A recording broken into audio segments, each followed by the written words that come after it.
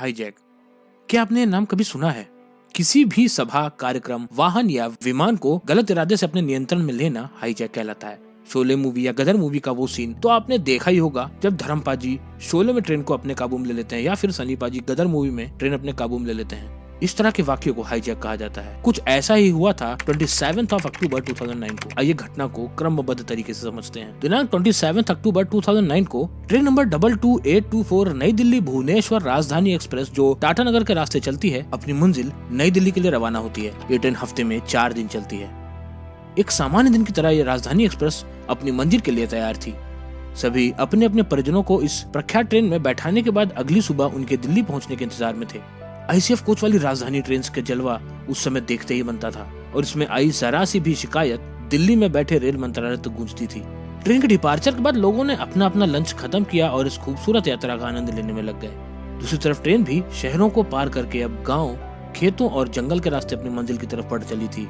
Train Cuttack, Bhadrak, Balasore, हिलजी होते हुए आगे बढ़ रही थी और लगभग 340 किलोमीटर की दूरी तय कर चुकी थी। ट्रेन क्रॉस कर रही होती है बंसतला रेलवे स्टेशन।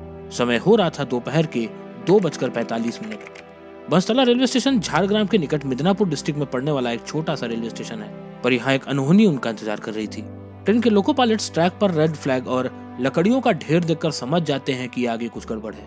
वैसे तो हमारे सारे भाई राजधानी एक्सप्रेस ट्रेन के बारे में जानते ही हैं, पर जो हमारे व्यूअर्स इसके बारे में नहीं जानते उन्हें बता देना चाहता हूँ कि इंडियन रेलवे की एक complete air condition premium train है। आज तो खैर इस ट्रेन का किराया इतना ज्यादा नहीं है, पर एक जमाने इसका किराया कईयों के 1 महीने की सैलरी के बराबर थी। राजधानी एक्सप्रेस के लोको पायलट्स ने ट्रैक पर गड़बड़ देखते ही ब्रेक अप्लाई किए और ट्रेन जैसे ही रुकी, लगभग 300 से 400 माओइस्ट, जो की हिस्सा थे PCPA यानी people's committee against police atrocities के, ने इस ट्रेन को चारों तरफ से घेर लिया।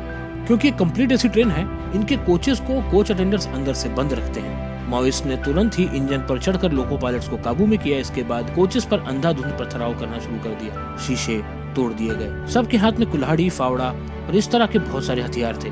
सारे के सारे यात्री घबरा जाते हैं, पर गुस्साए माओइस्ट ट्रेन के अंदर प्रवेश कर ही जाते हैं और लोगों से किसी भी तरह की हलचल न करने के लिए कहते हैं। आनन फानन में ये बात मंत्रालय तक पहुँच जाती है, जिसमें माओइस्ट डिमांड रखते हैं कि उनके एक लीडर छत्रधर महतो को तुरंत ही रिहा कर दिया जाए। इसके बाद सारे यात्रियों को ट्रेन से नीचे उतार दिया जाता है।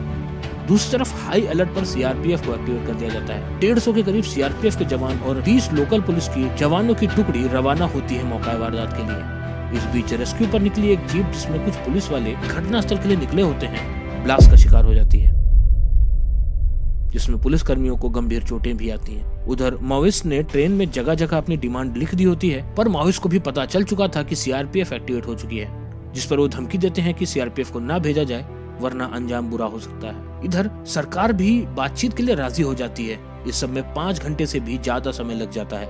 दूसरी तरफ सीआरपीएफ की टुकड़ी मौका वारदात पर पहुंचने ही वाली होती है, जिसको देखकर माओइस्ट भाग खड़े होते हैं और किसी को कोई नुकसान नहीं पहुंचाते। सीआरपीएफ लग जाती है माओइस्ट की तलाश पर उनका कोई अता पता नहीं चलता।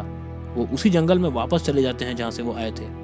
दोस्तों, सैल्यूट है वर्दीधारी भाइयों को जो अपने जान की बाजी लगाकर हमें सुरक्षित रखते हैं। कभी कोई वर्दी वाला दिख जाए तो उसे जय हिंद बोलकर उसका अभिवादन अवश्य करें। तो दोस्तों, ये थी कहानी भुवनेश्वर राजधानी हाईजैक की। आशा करता हूँ आपको ये वीडियो अच्छा लगा होगा और वीडियो में दी गई जानकारी समझ आई होगी। मैं जल्दी मिलता हूँ आपसे इसी तरह की किसी और वीडियो, केस स्टडी या जर्नी के साथ। तब तक के लिए दीजिए इजाजत। जय हिंद, जय भारत दोस्तों।